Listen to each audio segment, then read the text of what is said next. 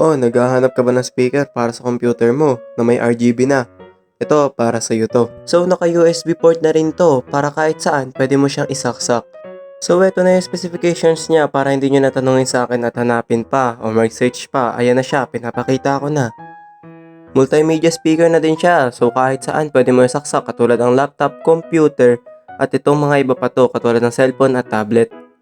So pag una mo siyang bubuksan, una agad bubungad sa iyo yung napakahabang cable niya, which is tama lang para kung sakaling malayo yung paglalagyan mo or pagsasaksakan mo is abot na abot niya. Nandito na rin kasama yung pang volume niya kung pwede mo siyang lakasan o hindi.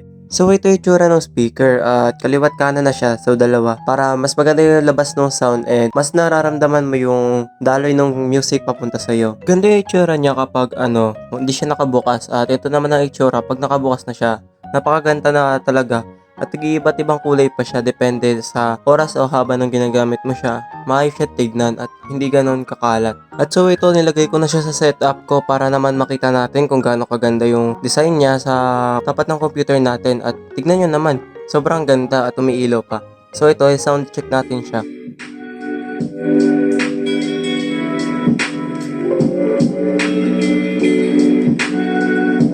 At yan, kung makikita nyo, ganyan siya kalakas at sobrang lakas na siya sa personal, at I know for sure rinig na to sa labas ng kwarto nyo or kung saan man. So bilhin nyo na, napakaganda niya at so tibay pa.